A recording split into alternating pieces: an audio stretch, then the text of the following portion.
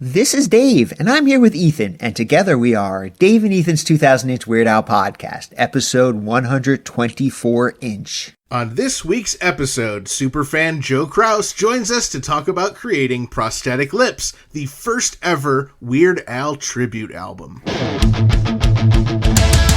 It's Dave and Ethan's 2000-inch Weird Al podcast. It's a podcast about Weird Al. It's Dave and Ethan's 2000-inch Weird Al podcast. Seriously, the whole podcast is about Weird Al. Dave and Ethan's 2000-inch Weird Al podcast. You don't have to listen, but we're glad you are. Dave and Ethan's 2000-inch Weird Al podcast. It has been a long week of sorting through all the hate mail from the fallout of our definitive top 5 songs from Weird Al's The Food album. Yeah, lots of really creative insults and threats of violence, but... Oh, wait! Here's a complimentary one! Wow, really? I must have missed that one. What does it say? It says the only way your top 5 list could be more wrong is if you wrote it on a boulder and smashed it repeatedly into my face. Wait, that's complimentary? Yeah, well, they're saying we weren't the wrongest that we could have been. We're just the second most wrongest. Oh, okay, well, I guess you're right. Well, at least we can always remember that the top 5s determined on our show are the definitive top 5s, and if anyone else thinks otherwise, they're wrong. Well, one thing we know isn't wrong is that it's time for This Week in Weird Al related news!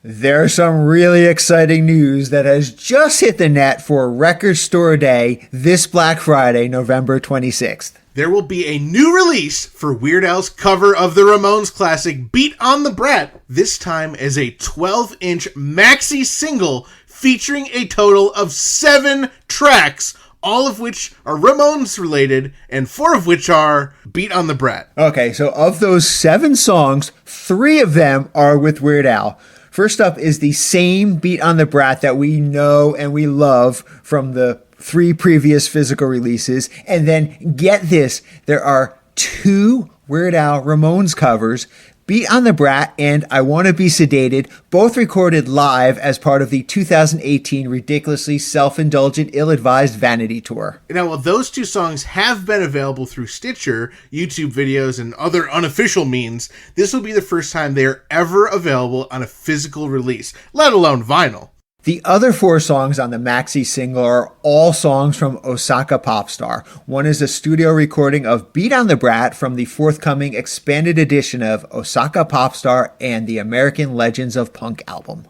And the other 3 tracks are live recordings of Ramones covers by Osaka Popstar. It's Blitzkrieg Bop, The KKK Took My Baby Away, and of course, Beat on the Brat. Well, it's a good thing I love the song Beat on the Brat because there are 4 different versions of it on this maxi single. It's going to be awesome.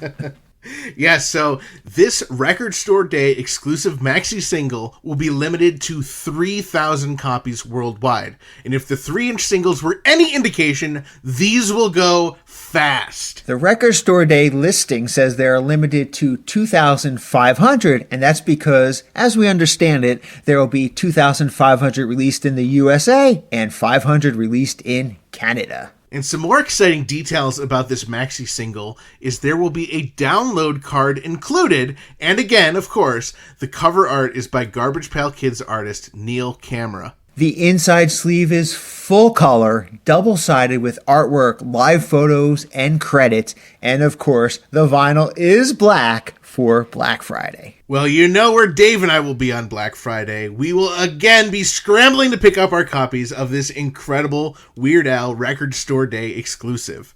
And if you've yet to pick up the 3-inch vinyl single of Beat on the Brat from the last Record Store Day, there is still a few left over on DementedPunk.com, so act fast and don't pay those scalper prices. Now, and speaking of Weird Al physical releases and Garbage Pail Kids artwork, there is a brand new green Jell-O variant. Yeah, this Friday, September 17th, a brand new limited edition splatter variant of the Green Jell-O album Garbage Band Kids will be released. Now, as we mentioned previously with other editions of this album, Weird Al appears on the first track of the album, Puke Box, in one of his famous voicemail recordings. Okay, all you collectors, this is the 4th physical release of Green Jello's Garbage Band Kids album. It's already available in solid green and solid pink vinyl, as well as on CD. This week's episode is brought to you in part by vegan burrito restaurant Burrito Burrito in Troy, New York, home of the 2-pound double wrapped in a quesadilla burrito, and Wizard Burger in Albany, New York. Come on down to Burrito Burrito and Burrito Burrito, your burrito, or hop on over to Wizard Burger for mouth-watering, loaded, dare I say beefy, vegan burgers. From Troy to Albany to Uranus, Burrito Burrito and Wizard Burger feed the hungry with out-of-this-world, plant-based, real food, always vegan style. Visit burritosquare.com or wizardburger.com and order ahead. We have some sad news to report. Comedian and Saturday Night Live alum Norm Macdonald passed away yesterday, September 14th, at age 61. Now, we know Weird Al is a big fan of Norm Macdonald and his comedy, and you may have seen a clip of Norm from SNL over the years during costume changes at Weird Al concerts. During his Weekend Update segment, Norm shows the famous FBI sketch of the Unabomber, which unabashedly looks like Weird Al wearing a hoodie, and says, "The FBI released this sketch of the man known as the Unabomber this week, and the authorities immediately issued an arrest warrant for Weird Al Yankovic." From all of us here at Dave and Ethan's 2000-inch Weird Al podcast, Gil and chill in peace, Norm. In much, much lighter news, we recently learned that the Air Guitar World Championships recently held a Champion of Champions competition with all of the previous world champs from the past 25 years.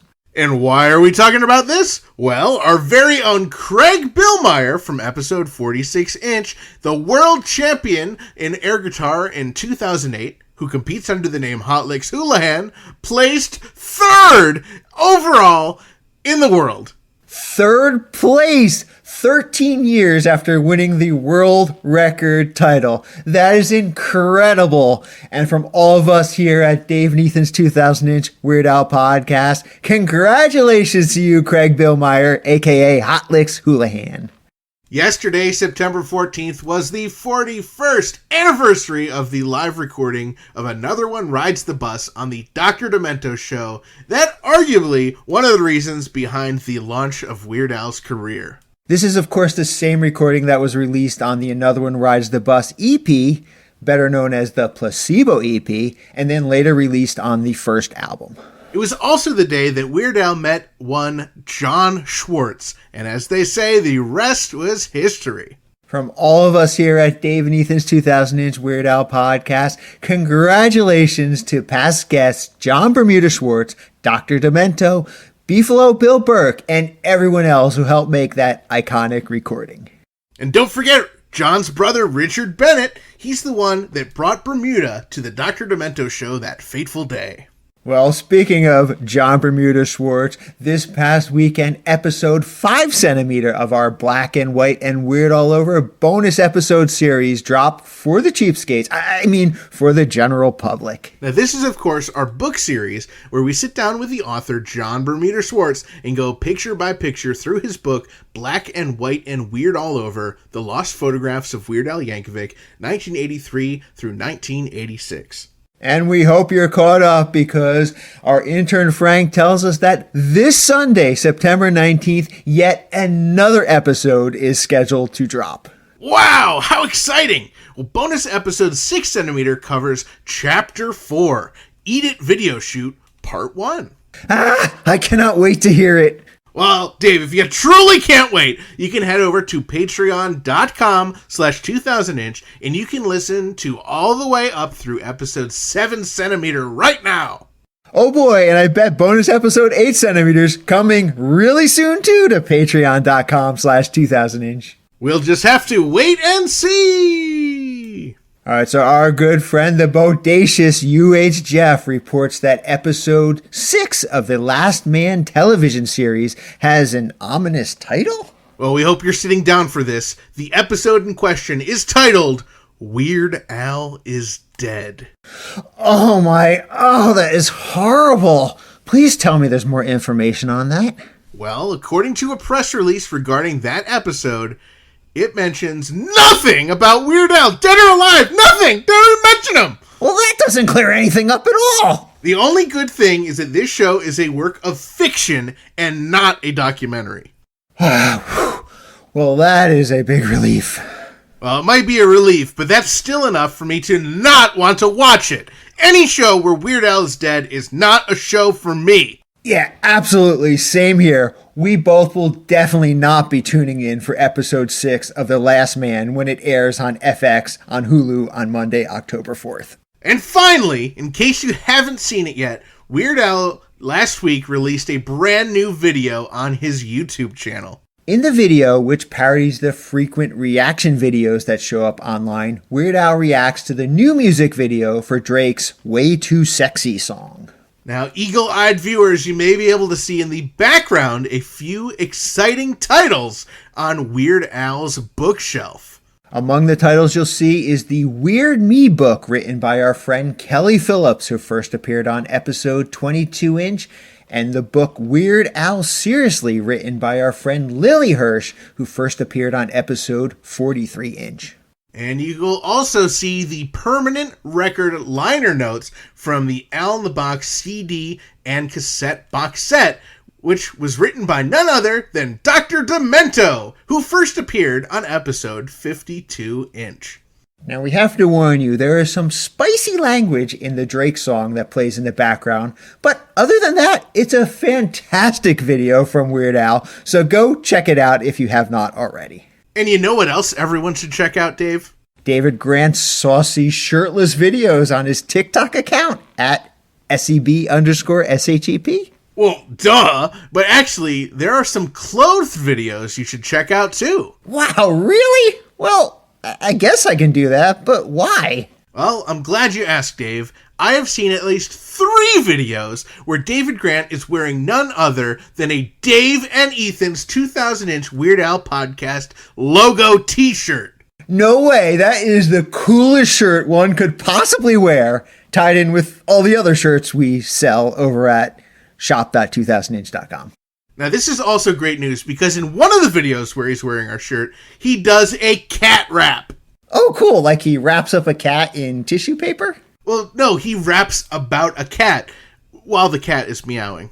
Ah, does this mean the return of MC Chalkskin? Only time will tell. Be sure to follow at SEB_SHEP on TikTok and visit wolfinwool.com. Well, we are really excited for you to hear part 1 of this week's interview.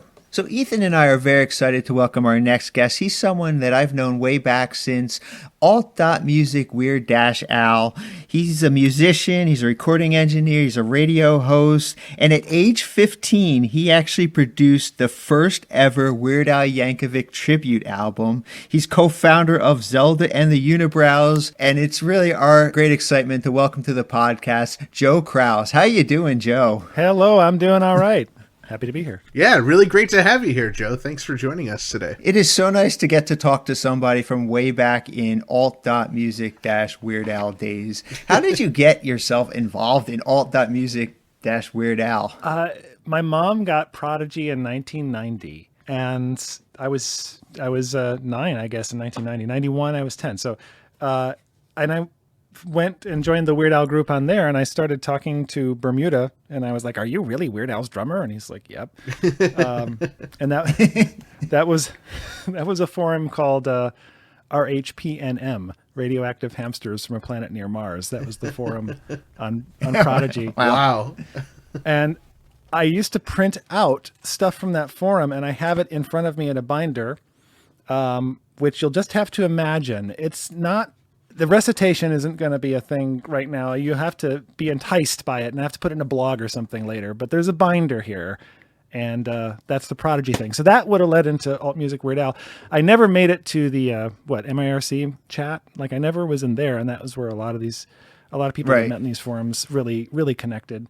Yeah. But I was in these 2 previous forums. Wow. And so you must have been quite a big Weird Al fan to put together something like this and spend your time on alt.music talking about Weird Al. When did you first learn of Weird Al? It was probably through my friend James Gennaro, who was like a middle school friend. Okay. And I was At the time, I was pretty far away from pop music. I didn't really listen to popular music. I just listened to weird other stuff, and so I didn't really get the pop music parody thing. I just got the silliness, and just got me into the world of comedy music and all of that. And around that time, there was a high school radio station near me that had a comedy show as well. So I would record that all the time. Dr. Demento wasn't on by me, but people who had all of the Dr. Demento compilations were playing them on their high school show when I was in middle school. So that was another element in all of this. Yeah. Oh, cool. And so I'm kind of curious then how you're 10 years old when you joined the alt music Weird Al. So a couple years later, you're age 15 and you decide to put together a Weird Al tribute album. How did that come about? Okay. So it was the idea of someone else on the forum. And I think his name was Joe also. I don't remember his last name. If anyone remember, someone will. So I want to give him credit, but I don't remember it. And this is one of the things. I was like half worried that everything that I ever wrote from age 10 was there, which I'm sure it is, but I couldn't find it. But then also, since I couldn't find it, I don't have the accurate details, and I want to give people credit and so on. But basically, someone on Alt Music Weird Al had gotten a bunch of people excited about doing this project, and then he said, "Oh, I'm too busy, whatever." And I said, "Oh, I guess I have to do it now." And I don't know what it was in me, like that was just like saw me as the person that just had to pick that up. I guess I must have been excited about it myself and didn't want to see the project go by the wayside. So that was the start of it. Yeah, that's a pretty ambitious project for a 15-year-old to take on. Well, I don't know exactly the order of operations, but at this time I was really into drawing pictures and cartoons, and I was starting to do a self-published magazine because there was a home office. My family ran a business and had a home, there was a copy machine and all that kind of stuff. So I was using the copy machine to cut and paste, desktop publish. Remember desktop publishing? Yes. The word processor was called Amy Pro. It wasn't even Microsoft Word or something. And you'd print it out and cut out the things and rubber cement it together. Oh, jeez. And yeah, you'd cut it out, rubber cement it, photocopy the thing, and make like a master one that was all the pieces stuck together, and then take those to Office Depot or whatever. Try to get the person who thinks what you're doing is cool, so they gives you the secret discount, and then you give it out to high school, and that's your circulation. And that was my zine, and Bermuda contributed regularly to it. Like I was looking through just before this call, there were 14 issues published in my tenure at this thing in 2 years of high school. Bermuda wrote an article that I split between the first and the second issues, and it's an article just saying like what they do on the road, like how they do a show. Wow. But there's there were a few other contributions. There's one. He's got a third of a page on issue 10 here, and it's him holding the blender from in 3D, and it's it's a long joke that is published here. I don't know whether he even came up with it, but it's Bermuda's humor, and it's very identifiable as such. So it's like it's Bermuda's corner. And wow. I mean, you're just making these and handing them out at high school. Are people appreciating this? It sounds incredible. It was there were a core group of people who were reading it, and we would just kind of respond to that core group of people. And then I had an adult in my life at that time who said, "Oh, you're not doing this right. You've got to get people's attention. So what you've got to do is you've got to write about your school." And so I took his advice and I started putting a parody. So this is, I guess this mimics Al with originals and parodies. So like there was the magazine, but then in each magazine there was a parody of the school paper. So I would wait until the school paper came out, and then my friends and I would all sit around for a day or two and write a parody of the whole school paper, 4 pages maybe, and then stick it in the main one as a supplement. And then that got people to read it at school. Wow.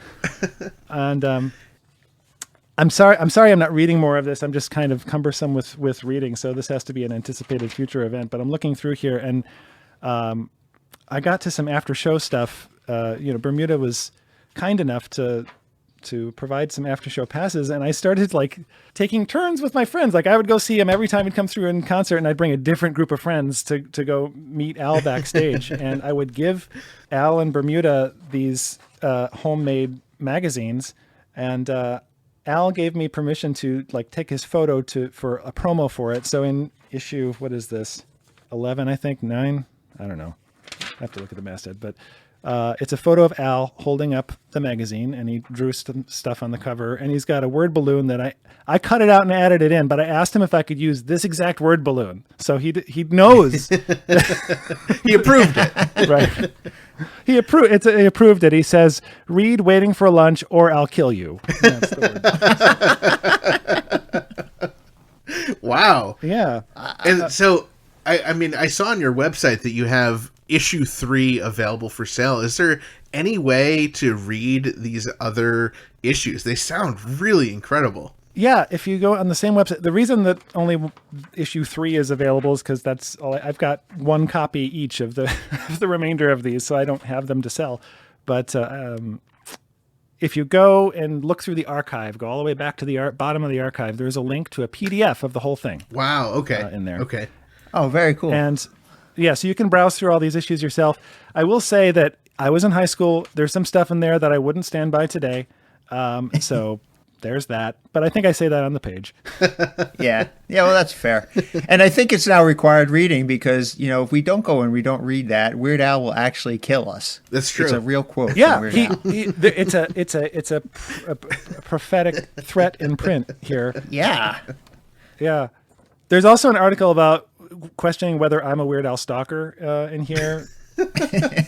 There's a half-page ad for Prosthetic Lips, and maybe I'll read that a little bit later because I couldn't find my liner notes for Prosthetic Lips, and this is the closest thing to it that I've got is this ad in here, which what's this say? This ad, Placebo Records presents its first release in 17 years. Like, of course, because I can just say that I'm Placebo Records. I mean, that's what Al did.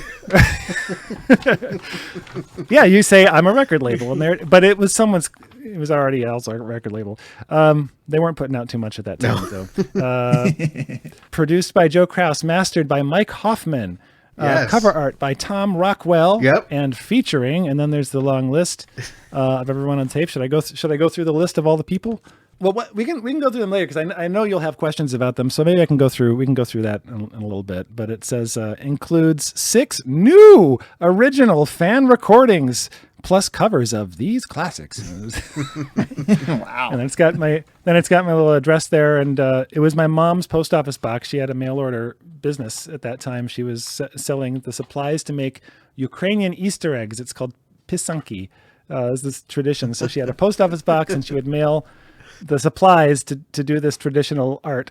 And I also used that for Prosthetic Lips. So that's the post office box. Wow. So I don't know if we even said it yet, but Prosthetic Lips is the name of this Weird Al tribute album you put together. Yeah.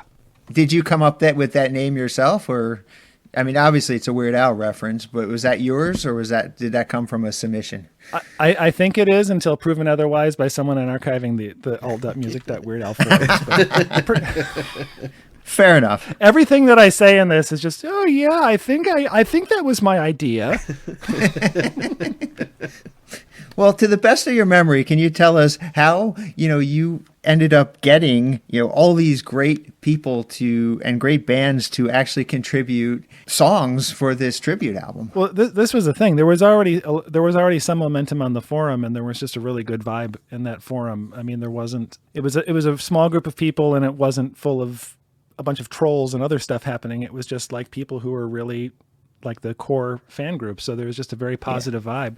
So it's, I can't take credit for generating the enthusiasm. The enthusiasm was there, and it just seemed, it just would have been a letdown to let that moment pass without capturing it, I suppose. So getting that excitement, and also, frankly, and I'm not going to name names. I don't mean this personally to anybody other than myself. The quality is up and down on the album, and I think that from today's perspective, looking back, like it's a time capsule of those fans in that place, and it's just as valuable for that as for the production quality, because it's endearing and wonderful to hear people doing their own personal tribute, even if totally, yeah, they're not professional musicians in another way, right? Oh, yeah. that's what makes it so great. I think that adds to the charm of the actual album itself. It is all by Weird Al fans, doing covers and original songs of Weird Al music. I think that, it's professionally produced and everything, but I think that unprofessionalism of some of the songs, the basement tape quality of them,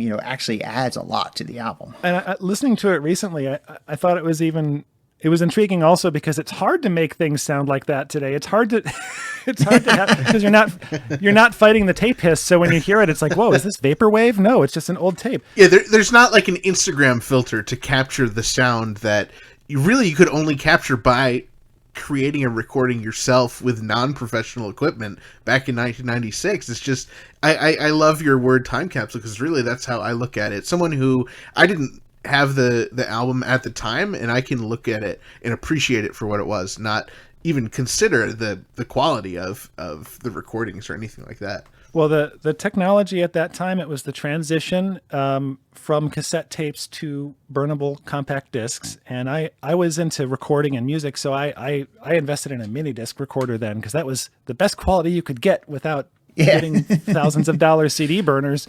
And when Mike Hoffman came in, because we were trading mini discs, and he was living in Chicago, and we were making like mixtapes basically and sending them through the mail to each other. And so he's the one who took the audio recordings and took them to a mastering place in Chicago, and they burned a CD and sent it, and he mailed it back to me. And that's what I used to take to the duplication house. So this CD master here is his work. But I remember having this in my hands, and it was the first time I'd ever had a burned CD. It was a non-commercial CD. So this is the era. Wow. This is 1996, 96, I think. Yeah. Wow. Yeah. Wow. And then, 2 years later, you've had CD burners and all the computers, and a few years after that, those are gone. So it's a strange era for media. I'm just so curious. How do you go from, okay, yeah, I'll take up the mantle and I'll lead this project, to actually knowing what to do? Like, how do you go from a kid in high school to figuring out and producing this album? A lot of the stuff was already, a lot of the pieces for that were already there. If I didn't have a copy machine, I wouldn't have been making a zine. That was just because there was a copy machine in the house, because there was a home office. So that's luck. And same thing with a post office box. Like, all of the things that I needed to make this happen were kind of already there. So it seems just kind of obvious for me to take it over. It didn't seem like a chore, and it worked out okay. It was pretty crazy, because it was I hadn't, I'm not that organized, as you can tell. I haven't pre-planned exactly how it went through. So a lot of people waited a while for their orders. I didn't yet have and I maybe still don't have the timely office nature. So this was a risk for the purchasers of this album, because they're sending a check to a 15-year-old at a post office box and then waiting weeks. You know what I mean? Like, this is it's sketchy. Yeah. Do you have any idea how many albums sold? I'm guessing a few hundred cassettes, because the first run of cassette tapes was 100, and it was made it was called the Disc Limited on 9 Mile Road in East Point, Michigan. That's by Detroit, and they had shrink wrap on them, and they had these cases. Yeah, and I have one left, and this is the sound of it on the mic. That's Wow. That's the only one. You're listening to the sound of the only shrink-wrapped Prosthetic Lips tape in my possession. Wow. Possibly the world. It's the only original. Yeah. Well, I don't know. Maybe some of these people. Oh, that's bought true. them, maybe. Yeah, Dave might have a whole stack over there. Oh no, I opened up mine immediately the day I got it and listened to it straight through for sure. Absolutely. And a few years later, I made some burn CDs as well, so I probably made 100 or something of those. But I recall selling more tapes than CDs, because the CDs were sold at one of the Alcons primarily. Oh, okay. Very cool. Yeah. Dave, this question's for you. Okay. Do you remember when Prosthetic Lips came out, and do you remember what you were thinking as just a fellow fan? Oh, I remember the whole discussion around Prosthetic Lips, and people like Joe trying to put it together and get it organized, I remember thinking I need to be a part of this. And I also remember thinking I have absolutely no musical ability, so I'm not going to subject others to that. Okay. So I decided I did not submit anything at all. But I mean, I know a lot of people. I'm looking at the playlist, and I can go down and I can check off a lot of these names as people that I've known since alt.music, Weird Al, and I've remained friends with. And we've, a lot of great people on here. You mentioned some of them. I mean, Sudden Death, we've had, Tom on the podcast, Mike Hoffman, Hot Waffles. Mm-hmm. There's just some really cool, Lex Friedman. There's some really cool names on here. Insane Ian as well contributed something, Yeah, I still see Insane Ian on social media. Yeah. Yeah. And this, obscure band called Zelda and the Unibrows also contributed a song as well. I wonder how you ended up getting them. It was a complex process, but managed. So, of course, Zelda and the Unibrows is your band. Did you start it to... Oh, that's the joke. Did you start it to... I know, I gotta ruin it for the audience who doesn't get it. Did you start that band to contribute to Prosthetic Lips, or was that already something you were already doing? That was kind of bubbling up for a long time, and I used to, as I said, I used to draw cartoons all the time, and my friend Paul would as well, and we grew up partly a block apart for a while, and I would go over to his house and we would sit at the table and just draw pictures when we were in elementary school. So he started writing music later on, and I was doing these cartoons, and I had a cartoon character called Big Fat Zelda. So it's not named for the video game, but I don't care if people think that it is. It helps with the SEO, but it was these. Paul and I started doing stuff, and he ended up writing a lot of music, and I got into music production. So he would write stuff, and I would produce it, and we became a duo, and we each started doing some of the other jobs too. And we had been doing like horrible sketch comedy tapes and fake radio shows, but we were trying to get serious, so we decided to put an album together, and we put out, a few years after Prosthetic Lips, we put out Never Eaten Out, and it's the 20th anniversary of that because it came out March 27th, 2001. Wow. Oh, cool. But Never Eaten Out was the first, like our first CD. It was our first attempt at music, and then Prosthetic Lips was just before that, when like the piano on, we covered School Cafeteria. The piano is this was in the same room as that copy machine. Like it's an old beat up player piano, and my friend Chris Holt is a great musician, so he's playing the piano on that. I just played him Al's recording of School Cafeteria, and he goes, oh, I think that goes like this, and he was 16, so he could just play that magically somehow, because it's astonishing to me. Wow. And then I recorded my voice over it, and I'm not a singer, so it sounds weird. But that's fine. But so yeah, that was our first. School Cafeteria was our first thing, but it doesn't really sound like our music that we put out after that. Here's a little tune that's been keeping it crawling around my head. It goes something like.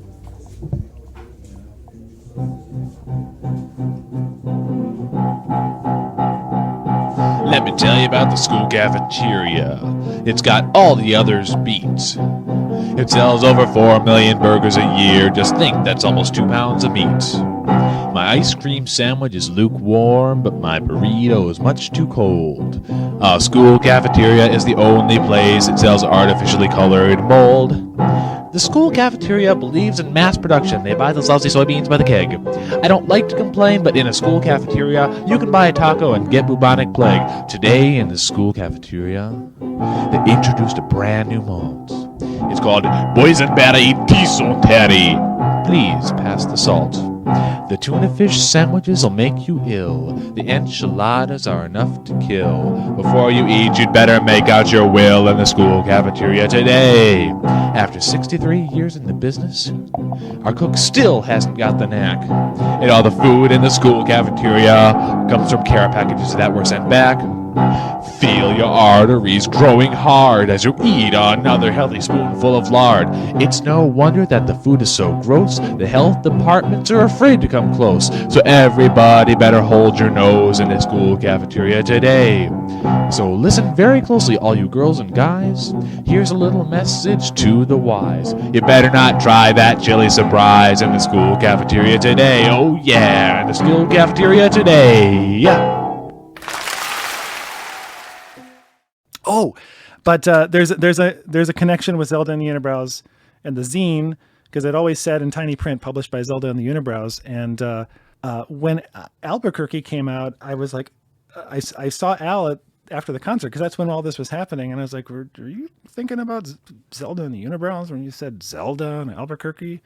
And I won't tell you what he said because it was in confidence, but it may have been. Well, that's what I was thinking when I or at least indicated to me that I can't prove that empirically.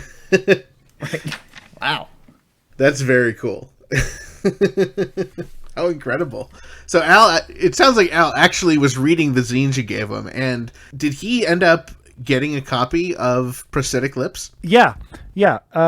And I think I gave him an early version or something, because on the back of the tape that I released, there's a photo of him holding up the tape. So, if you could zoom into it, it could go into infinity of him holding up one tape inside of another tape forever. And I don't really remember if that tape was recorded or not. I might have given him a CD or something. He definitely got one of those. And if he is missing one, I'll have to get a color copy machine and a regular copy machine to replicate. It's actually hard to replicate these now. Like I used to have the tools where I could just make more of them, and now it's 2021, so everything's just on my phone. Well, I'm curious how you decided to pick the song School Cafeteria to cover. I mean, that was a pretty obscure song even back then, but for like a 15-year-old to know that song, how did you end up choosing that one? Oh, that was me being a hipster. That was me. I know this obscure thing. I know this rare, obscure Weird Al song. So that's what that was. Yes. Okay. Because I was, that was the days of trading tapes. So like through the mail with people on the forum, I got this recording of these, this 1984 polka medley at this concert that has that one extra song in it. Like that was that stuff. Right. Yeah. Oh yeah. And so I got School Cafeteria, and there was it might have been Bermuda's archive, because he was always the archivist. But if it wasn't, it was someone maintained a list of rare songs. So it was like I would trade tapes and try to get all the rare songs.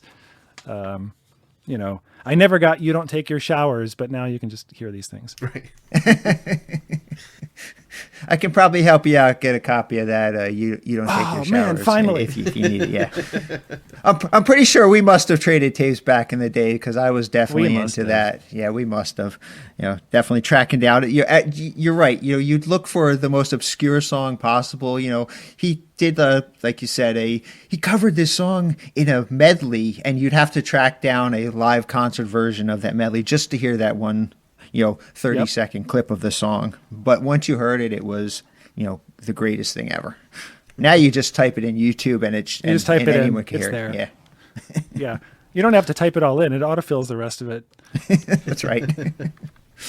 And I traded videotapes too. Carlotta Barnes, who used to do the Midnight Star, she would send like TV VHS tapes that would circulate, and I get generation 6 of those. So it's just like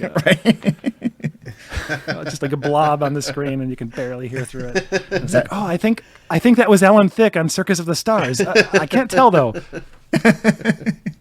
Well, that was always fun, trading VHS tapes back and forth as well.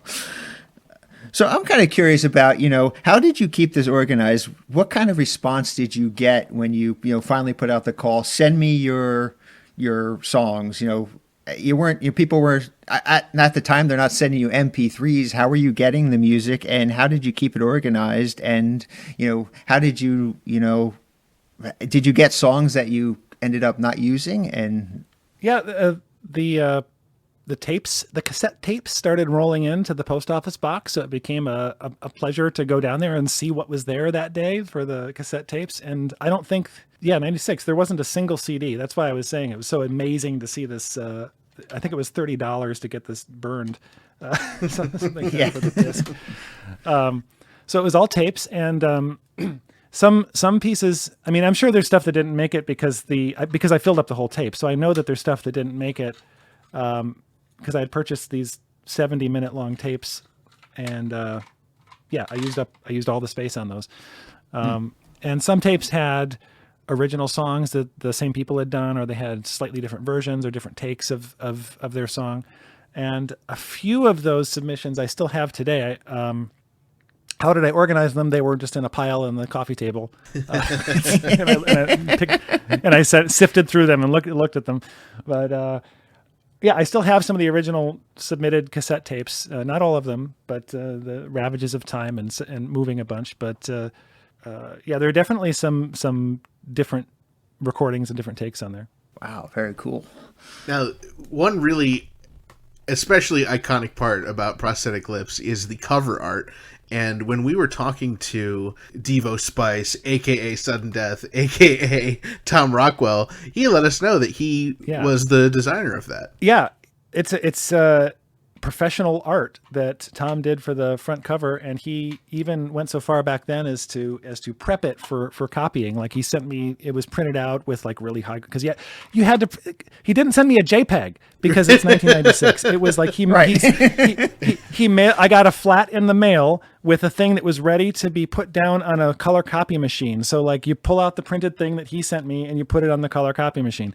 And recently I put up Prosthetic Lips on my website for current perusal, and I was really struggling to find a lot of this stuff. This show and tell that I'm doing here is a quarter of what I used to be able to locate. So Tom actually sent me a new high resolution scan of his original art for Prosthetic Lips, and that's on the website. So if you click on there's like a scroller of images at the top that shows some of the original tapes that people sent in, and I used his high res scan of that up there. If you save that image, you can see the big one. That's so cool. Cool. You should be able to. If you can't, as soon as we finish this, I'm going to go onto Squarespace and make sure that that's true. But, no, it's true. I'm looking at it right now. It's such a great. Okay. It's such a great painting, and I understand he actually still has that. So he literally just Well, that's what I'm saying. He sent he must have had it right there, and he sent it. How cool.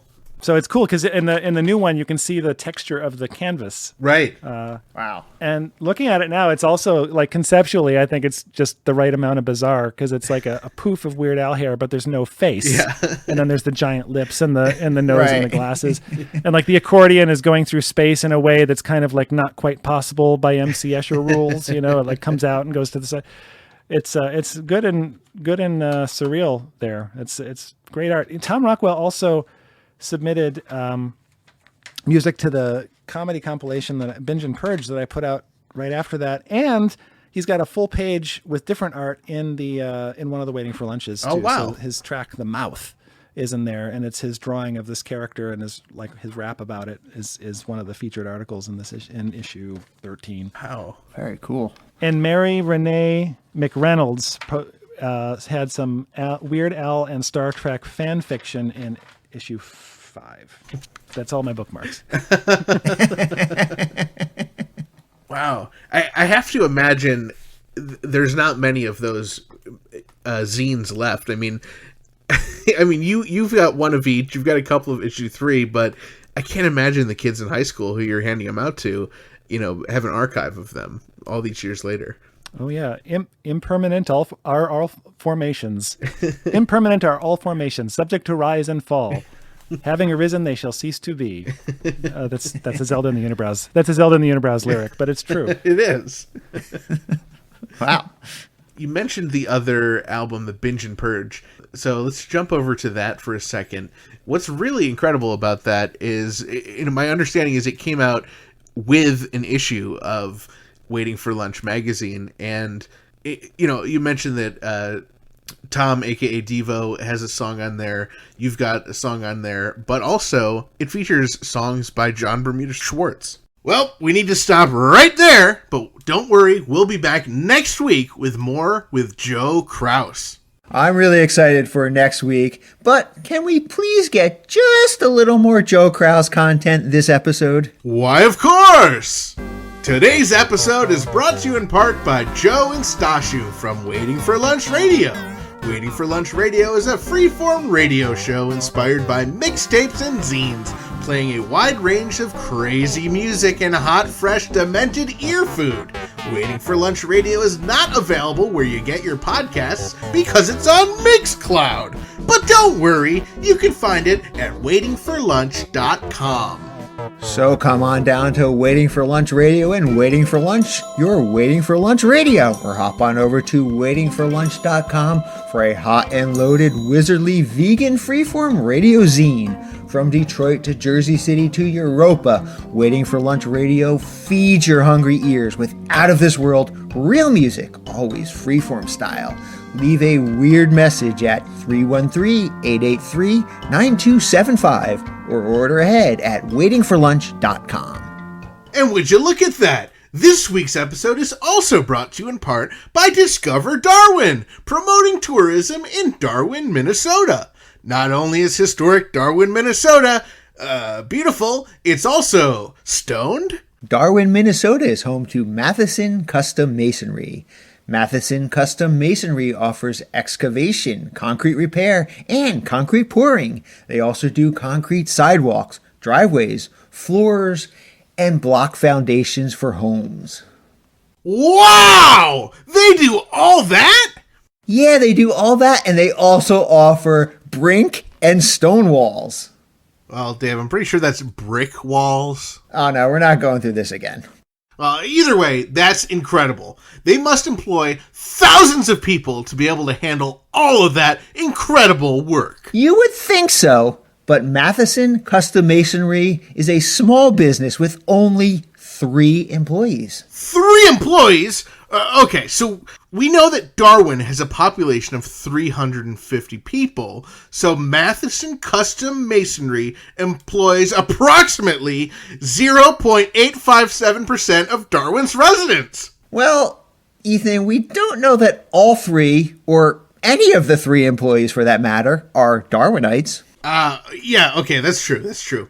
So we can accurately say that somewhere between 0% and approximately 0.857% of the residents of Darwin, Minnesota are employed by Matheson Custom Masonry. So visit Darwin, Minnesota on your next expedition. Discover Darwin, more than just a twine bowl. And after you visit Darwin, Minnesota, be sure to visit discoverdarwin.biz.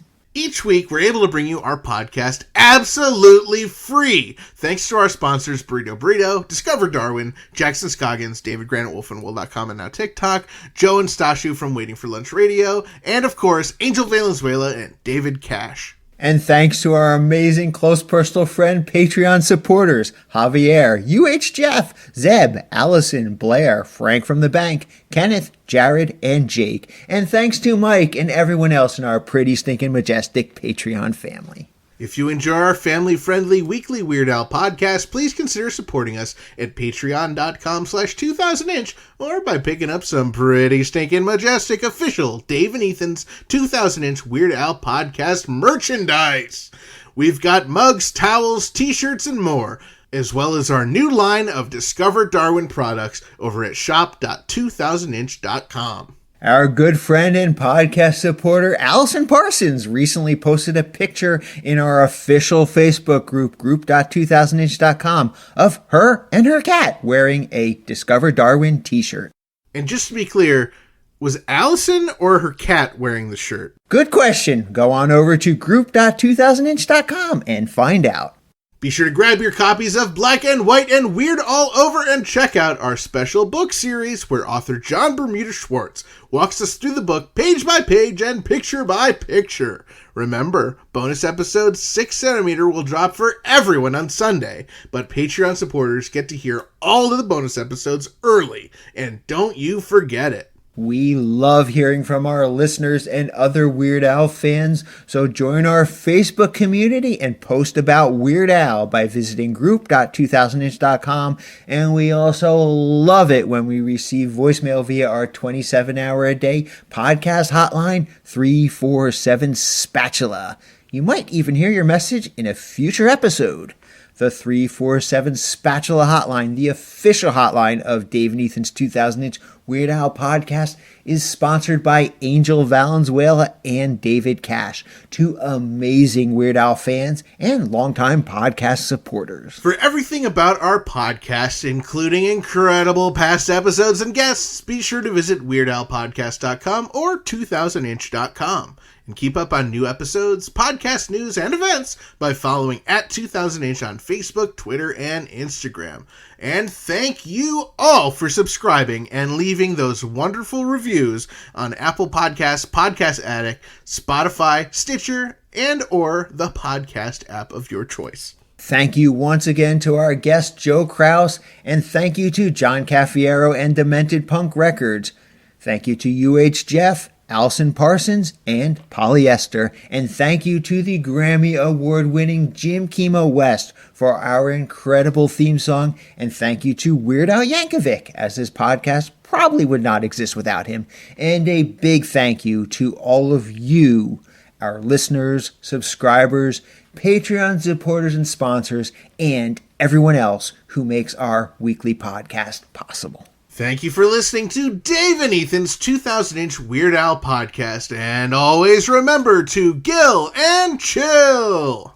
So, Dave, got any big plans for this weekend? I actually do. This Sunday is International Talk Like a Pirate Day. Oh, great. All right, so Ethan, what is a pirate's favorite letter? Oh, please, Dave. No, I'm begging you. No, it's not begging you. Oh, come on, Dave. This is horrible. No, it's not horrible. Oh, gosh. Please, we need to end this episode. No, not until you guess, Ethan. Fine.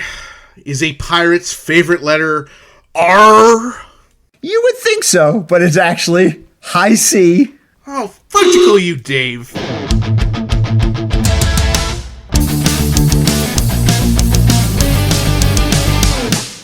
That was Dave and Ethan's 2000-inch Weird Al podcast, episode 124-inch. The podcast about Weird Al so you don't have to.